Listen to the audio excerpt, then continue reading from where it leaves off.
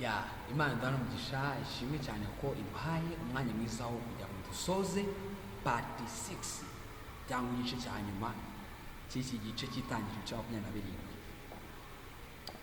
Iki cyabaye kinini cyiza, urumva kiri kwigisha umuryango. Niyo mpamvu ubona haje hazamo ingero nyinshi z'umuryango: abagabo, abagore, abana, abashebuja, abagaragu. Ni ibintu byiza. Buriya nanjye nkunda umuryango cyane cyane, kubera ko Satani arawurwanya kuko azi ko ariho ruzingiye. Bibiliya isobanura cyane umuryango nka centre cyangwa center cyangwa se izingiro ry'ibintu byose. Ni ahantu Imana yaremye kugira ngo ihakorere umurimo mbere. Niyo mpamvu niyo tuje mu muryango w'abana b'Imana tuyita umuryango, tuvuye muri wa wundi tuvukamo umubiri, tuzamo ku wundi w'umwuka w'itorero n'umuryango. Umuryango rero ni ikintu gikomeye cyane.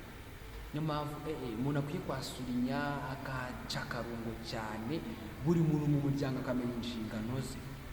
Bigenze gutyo umuryango niwo wonyine uzatsinda Satani, niwo uzanesha Satani, kuko niho ahera atsinda. Kuko urabona twatinze mu gice cyatambutse, twatinze tuvuga ngo date, tuvuga uburyo umuntu udetinga adetinga, uburyo n'abari mu rugo babana.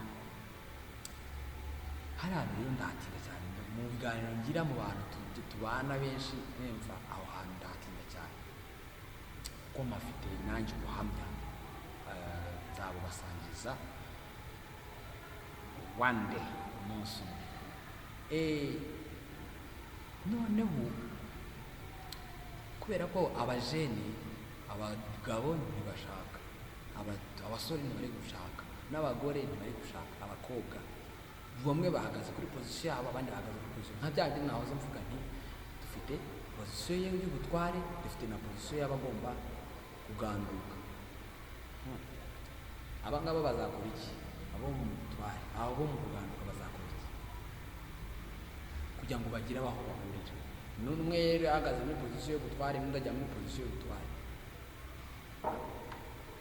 So nibwo rero Imana iradufasha cyane, turakomeza tuganire. Umutwe w'uyu munsi: Esawu ashaka kwica Yakobo. Nyuma y'uko yumvise ko abaye mugaragu, ya nkota iraje. Ya nkota batubwiye ngo ngo azikuraho nira bamushyizeho mu ijosi, azayikuraho kubera akoresheje inkota. Niyo izatuma nashaka kugira ngo yongere agaruke ubutware bwe, azarwana nyine, atangiye kwikoresha inkota. Ese nibyo twavuze ngo twateranyije ibi bintu, tuvuga ngo niba umuntu agomba kuba gusavinga, niba umuntu agomba kuyoborwa, nuko biteye. Niba agomba kuyoborwa, niyemere kuyoborwa. Nadashaka kuyoborwa, twabonye ko azahora mu marira nk'aya Esawu. Twabonye amarira yakize. Kandi ikindi, kuko ngo inkota, niba ari sinzi ijambo bajya bavuga umugani, niba ari umugani iki bajya baca ku nkota. Inkota nyine ahantu nta mahoro aba ahari. Kandi umuntu ngo wicisha inkota nawe izamwica. So rero ukoresha inkota iramwica. So rero tumenye pozisiyo duhagazemo kugira ngo dukore ibyo muri iyo pozisiyo. Niba Imana iduhaye kuyobora, tuyobore. Niba iduhaye kuyoborwa, tuyoborwe. Nta muntu utayobora, buri wese afite abayobora n'abamuyobora. So twemere rero guhagarara muri pozisiyo yacu. Ariko Esawu aratangira rero inena rimwe. Esawu yanga Yakobo, cyayangira Yakobo umugisha se yamuhesheje. Umugisha arawutanze, ariko arabimwangiye nyine. Ubwo finally nyine birangiye nyine ari muri ya pozisiyo y'ubugaragu, yibutse bwa butware ko noneho butangiye guhakatinga. Noneho ikintu gitangaje, urumva ni umugisha gusa, babasabiye gusa. nta nubwo baratangira kubibamo, ntibaratangira kubyara, ntibaratangira kuba positioned kujya muri mu kazi wenda runaka, amavuye wenda akaza n'inyubako n'iki wenda by'iki gihe. Ni umugisha gusa, aramwanze gusa kubera uwo mugisha gusa. Bigaragara yuko aya amagambo tugiye kuyaha agaciro cyane. Urumva hano sinzi impamvu arimo araha agaciro amagambo uyu munsi bamwatuyeho, ntaha agaciro ayo yatuye cya gihe. Bigaragara ko twe kwigengesera, yatuye avuga ngo ndabuguhaye ubutware bumara iki. None uyu munsi ahaye agaciro cyane umugisha bamuhaye gute? Kose ari amagambo. Bigaragara ko ijambo Imana yaremesheje isi ijambo ni ikintu gikomeye cyane. Turinde amagambo yacu. Imana yarambwiye kujya kubibasangiza ngo ujye mvuga amagambo make. Turabyitoza. Amagambo ararema. Imana duhaye kuba abahesha b'umugisha. Amagambo ari kwatura umugisha. Rero twihane turebe niba nta bintu twizirikishije ibyo twatura. None se urabona atarabyizishije, akahita ajya mu neza tayari ibyo yatuye byahise bimujyana mu bugaragu.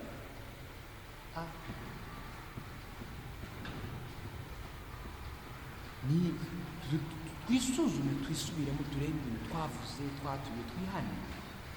Twamenye neza yuko Imana izije guhemba no guhana. Rero iyo ije guhana iraduteguza. Iyo iduteguje ngo nzaguhana, ntabwo bivuze ngo wivumbure nyine ngo nubwo nizampana nyine ngukore uhita ufatiraho nyine ukore ibibi gutyo. No, twabonye ko Ahabu yihaniye. Imana iravuga ati ibingibi nari mvuze bizabishyira ku muryango we, ntabwo ari we bizaba. Bivuga ngo iyo wihannye hari ukuntu bigenda. Imana nyitanga imbabazi zayo ni kwakira imbabazi. Hari ibintu bihinduka. Kwihana buriya ni Imana yigeze kumbwira ngo mu bintu nubwo naba ntazi icyo ngomba kwihana icyo ari cyo, wakundi wenda ushobora kwigenzura ukavuga uti tumva nta kintu ufite cyo kwihana, nta kintu ndi kwihana. Ubwo nubwo naba ntazi icyo kwihana icyo ari cyo, njye mvuga ngo Mana mbabarira. Gutyo gusa n'ibyo ntazi. Niyo mpamvu iyo dusenga tuvuga ngo ibyo ni isengesho Imana yampaye ngo nzajya basangije. Umuntu ugeze mu bihe bikomeye ajya arisenga, riri mu masengesho nsenga menshi cyane ya buri kenshi cyane. Bivuga ngo nakiriye imbabazi zawe. Kwakira imbabazi z'Imana irazitanga. Nakiriye imbaraga zawe. Kwakira imbaraga zawe z'Imana. Nakiriye umugisha wawe. Kwakira imbabazi, nyuma kwakira imbaraga zo gukora umurimo w'Imana, kwakira umugisha. No gukora umurimo w'Imana n'umugisha. Rero Esawu rero ijambo rimukoza. Esawu aribwira ati iminsi yo kwiraburira data iri bugufi, nibwo nzica murumuna wanjye Yakobo. Amen. Avuga ati data zawe hafi gutaha rwose, ubwo yatanze umugisha yaraze n'iki, nagenda nzahita mwica yankota mwita yitwa akazi. Nibuka ko mu itangiriro Imana yasuye umugabo witwa Kayini, yaramubwira iti usanga ababaye yarakaye kubera iki? Kubera ko Imana yahaye umugisha, yishimiye igitambo cya murumuna we Abeli, yikanga iki cya Kayini.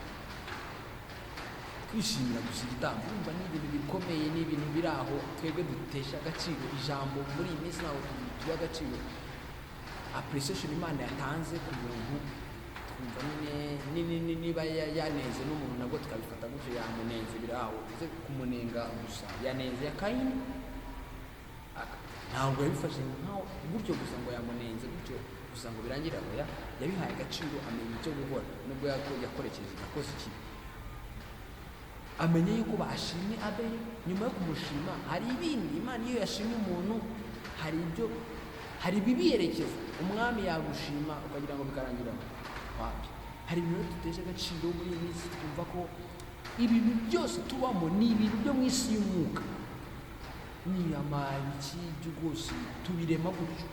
Ijambo ni iki bijya kuza kuba in action, twarabanje kubyiyumvamo. Imana irabanza ikaduteguza ukabyakira, waba utarabyakira ukabisubizayo.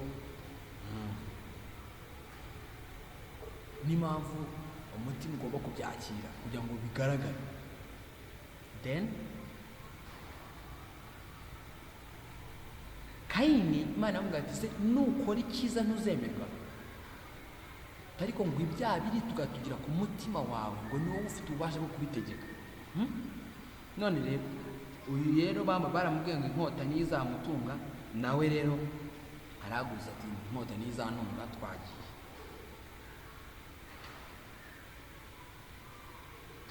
Ntago ashaka amahoro. Babwira Rebeka amagambo ya Esawu yagiye ayavuga nyine, ngo nyine urumva abantu bagambirira nabi nk'uko umuntu yagambira neza bivuga, n'umuntu ugambira nabi ntabwo yagura ko bivuga. Umuntu ugambira neza impamvu abivuga agira ngo abantu babimenye, abateguze babyinjiranemo, abona abantu babyinjiranamo. N'umuntu ugambira nabi, buri muntu ahantu position ahagazemo yose akeneye abantu kubivuga. Rero byaba byiza byaba bibi, akeneye abantu babifatanyamo. Ntabwo akeneye, niba ari ukora ibibi ntabwo akeneye gupfa wenyine, niba ari ukora ibyiza akeneye kurya ibyiza hamwe na bene data, akeneye abantu bamufasha kubigeraho. Done. Babimubwiye rero ngo atumire Yakobo umuhererezi, aramubwira ati dore mukuru wawe Esawu agiye kwimarisha agahinda wamuteye kukwica. Kuki ngo agahinda wamuteye? Bigaragara yuko nyine Yakobo yari wamuteye agahinda, gusa source yabo barayiziranyeho. Nuko rero mwana wanjye nyumvira, haguruka uhungire i Harani kwa Labani musaza wanjye. Amubwira aho uhungira iwabo ku muvandimwe kwa anko, umarane nawe iminsi itari myinshi. Kubera icyo atari myinshi, byajya nyine rubasure. Uzageze ryari? Ugeze aho uburakari bwa mukuru wawe buzashira. Bivuga ngo iyo abantu batameze neza tugomba kubafasha kumera neza. So mukuru we nubwo atameze neza, hari icyo yamufasha kugira ngo amere neza, ni ukuba agiye gato. Reba abantu bose batameze neza bakwegereye around you, kugira ngo bamere neza urakora iki? Uraba ubaye agahenge uba ugiye gato, cyangwa hari indi tekinike wakoresha. Ariko ukeneye kugira ngo abantu batameze neza tubafashe kumera neza, ngo ugeze aho uburakari bwe buzashirira. Azabimenya gute? Ko nta matelefone yari bafite, simbizi ubwo bafite byageze, hari indi communication bakoreshaga ariko yari kubimenya. Ngo ugeze aho inzika ya mukuru wawe izakuviraho akibagirwa. Donc hari igihe umuhaye cyo gutuza. Ibyo bintu nubwo yashushe umutwe agambiriye nabi, ariko yatuza ibyo wamugiriye, maze nzabona kugutumira ugaruke. Urumva ko yagombaga kumutumira, rero niyo communication yikoresha. Ni iki cyatuma mbapfushiriza rimwe mwembi? Tayari babiganira. Rebeka abwira Isaka ati ubugingo bwanjye burambiwe Baraheti-kazi. Umugore n'umugabo barimo baraganira ati rwose, abinyujije muri iyi sansi, muri ubu buryo ati Yakobo yarongora umuhetikazi nka ba bandi, ubugingo bwanjye bwamarira iki? Numva ntabwo avuze ngo abaye umugore w'umunyabwenge, ngo nabwo ni tekinike nziza. Dukeneye kugira amatekinike dukoramo ibintu, tunyuzamo ibintu. Hari tekinike muzi yakoresheje bajya gushaka umugisha kwa se, umuhungu wa Yakobo. Nta ni tekinike anakoresha. Kibaza ku ruhande rwe yohereje Yakobo, amubwiye the truth, amubwiye guhunga ko ashaka kumwica. Ariko hano ikintu akoresheje, sinzi wenda niba se yumvise izo nkuru z'uko Esawu ushaka kumwica, ariko we ntabwo ari byo agaruye. We aje avuga ati uyu amwohereje irabana kwa Labani, none abinje muri iyi nzira ati ese ko ndambiwe aba bahetikazi, Yakobo nawe rwose yarongora aba bahetikazi nk'aba bandi nyine, ni kuvuga ngo Esawu yarongoye yashatse, ubugingo bwanjye bwamarira iki? Ni gute abana bacu barongora mu banyamahanga? Cyane twaganire cyane, ni ikintu gikomeye bene data, dukunda umuryango. Hari uwo twaza tuganira ngani ndagusangiza ngo mu bintu usengere gushaka uri muto, twarukumwe usanga ni babikwemba simbizi ngo ndi kubanza kwiyubaka n'iki. Yego nuniyubaka, ariko kwiyubaka ntibirangira. Nuniyubaka utinde cyane ku gushaka uri muto, bifasha iki? Bimaze iki? Bifasha wowe ubwawe kugira ngo ube umumaro mu gihe gikwiriye, ube umumaro mu gihe ugifite imbaraga. Kurera abana uri mu warashaje zewe biragoye. Ikindi bifasha abana baza vuba. Abo bana ufite mu nda na yeze mbizi, bituma baza bagakura kare, bakabona uburere bwawe ukibishoboye, ukabafasha kare ukifite imbaraga. Ntabwo uzabarera ushaje, babyungukiramo. Wowe ubarera, wowe uba responsible, ubafasha ugishoboye, nabo bakakugiraho umugisha ugishoboye, bakakungukiraho, kuko day after, nyuma nibo bazaza kugufasha igihe bamaze umva. Nibaza bazakora kare utarasaza, bakure batangiye kugera ku byo bashobora kugeraho byiza, utaragenda ugihari. Batangire babe umusaruro, baguhe umusaruro ugihari. Tuza wowe wabafashije kugira ngo bagere ku byo bageraho ugishoboye, nabo rero bazakugarukira, uzabona umugisha ibyo wari uhiye ugihari, uzaba ugihari, nabo babigufasha. Kuko mwese mwabikoze kare, murahari, gukora ni kare, ibyo gukererwa babi. Turavuga rero kuri aba bahetikazi, kubera iki ajya gushaka mu banyamahanga? Wapi ni iki? Abanyamahanga ntabwo byari byemewe. Muribuka ibyabaye kuri Dina, umukobwa wa Yakobo. Donc biri mu bice biri imbere, aho Yakobo yabyaye abana, mu bo yabyaye harimo Dina, umukobwa wa Dina. Dina rero yari afite abasaza be.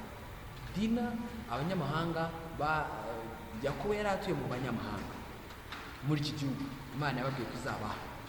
Iki gihugu rero kirimo abanyamahanga, ntabwo bagomba gushakana. Abanyamahanga bakunda Dina, baramutwara ku ngufu, ariko baravuga bati mumudushingiye. Ati wapi? Abahungu babo bararakara ko batwaye umukobwa mushiki wabo. Muzi byabaye, babakozemo akazi barabica. Imana nayo irabarinda, tuzahigaho ntitwagera. Ariko muranihize gushaka mu banyamahanga ute? Twize cyane ku kintu cyo kwitegura. Umugabo umusore uburyo yitegura, n'umukobwa uburyo yitegura. Nyuma yo kwitegura, nyuma y'uko babaye engaged, nyuma y'uko bahuye bakabyemeranyaho, bajya bavuga ngo bemeranyije kubana mu rugo, nabwo uko umugabo agomba kuba ameze n'umugore agomba kuba ameze nk'uko. Eternally bakagenda kugeza ku iherezo. Uyu rero abinyujije muri esanse, avuga ati ni nko kuvuga ngo Yakobo ngiye kumwohereza. Wenda tuzareba muri iki gice kindi ko bavuga, no kuvuga ngo Yakobo ngiye kumwohereza agende. Bishatse ngo niwumva Yakobo yagiye, cyangwa se niho kuvuga ngo ntabwo ari we wohereza Yakobo. We yabivuze muri iyo sanse, avugana na Yakobo ati ngiye kohereza. ariko akeneye oda. Ibintu ni sawa cyane, akeneye oda ivuye ku mubyeyi, ku mutware, abinyujije muri iyo trika. Ni sawa cyane kumenya umuyobozi w'urugo, ni sawa buri wese kumenya inshingano ze. So abinyujije muri bati rero niho kuvuga ngo se ntabwo twakohereza Yakobo, niho gusasira ijambo, ntabwo twakohereza Yakobo aho nyine akamubwira aho yashaka kumwohereza, akaba ari wajya gushaka umugendaho kugira ngo ashaka. Donc mu kujyayo araba ahunze Esawu, ariko nanone anashake y'umugore, ko yumva igihe kirageze. Babyeyi, abagore n'abagabo, buri wese ahagaze muri iyi nshingano. Nyuma yaho gato, ababyeyi none ni gute muri gutekereza abana banyu? Cya bindi twavuze ngo batekereze abana, bigisha abana babo n'ikintu babarebe, babafashe. Ese muri kubibinjizamo ryari? Kuko iyo mutinze kubinjizamo, igihe cyabo iyo kigeze babyinjizamo, kandi iyo babyinjijemo hari igihe bagongana bikagorana. So niyo mpamvu ari byiza kureba kare, mind kiri fresh, ababyeyi bacyumva ibintu batarasaza, n'abana nyine ubwo baba bamaze kugenda. Ubwo rero icyo cy'umunsi nta kirangiye, gishobora kuba ari cyo kibaye gito mu cyo twiganye twaganiriyemo, cyo cyasozanye byinshi twabiganiriye mu bice bibanza, ariko nagikunze, nafashijwe, ndumva hari ibintu nakiriye mu izina rya Yesu. Urebe ibintu wakiriye muri kino cyigisho, dukomeze tuganire muri comments, dushangizanye n'abandi, muze tuganire. Nta bindi, ibi ni byo umuyobozi wacu, umuryango w'urukundo rw'Imana yicaye kwayo, gahunda baze yacu mu Bibiliya. Muzarebe nko kuri logo yacu, aho kuri izo platforms zose ni Bibiliya, ariko twigamo Kristo. Bibiliya ushatse kwigamo ibintu wakwigamo ibintu byinshi, ariko twigamo agakiza, tukamenya ko ari Bibiliya tuje kuyisoma kugira ngo idukize, nk'umuyobozi wacu kugira ngo idukize. So tukabifashwamo no gusenga. Iyo turi hamwe twungurana ibitekerezo rero, Imana inyura muri twebwe twese, buri wese asenga ku giti cye, ariko iyo twahahuriye ntihabura ibitekerezo ukora ku wundi, turafashanya mu byo mu bugingo no mu by'ubuzima busanzwe. So umuryango w'urukundo rw'Imana, cyangwa Love of God Righteousness Fellowship, umuryango w'urukundo rw'Imana ariko gukiranuka kwayo ni ibi. Gahunda ni gusoma Bibiliya no gufatanya gusoma Bibiliya no gufatanya impano zacu ziri muri twe kugira ngo tuzikoreshereze Imana. Mu mpano zacu rero ni nazo dukuramo ibintu by'ubuzima busanzwe, so dukeneye guhuriza hamwe. Karibu Imana umugisha, dushimiye ko Imana yabanye natwe kandi ikomeje kubana natwe. Twaherageje kugira ngo ikomeze tuganirize icyo tugomba gukora, isi yose nibona imirimo yayo y'Imana ikora myiza, twese duhimbaze izina ryayo kubwa Yesu Kristo wacu. Amen. Karibu dufatanye muri byose, karibu no muri ku zindi platform tuje kwiga, dufatanye kwiga icyigisho cya Itangiriro 28. Imana umugisha cyane.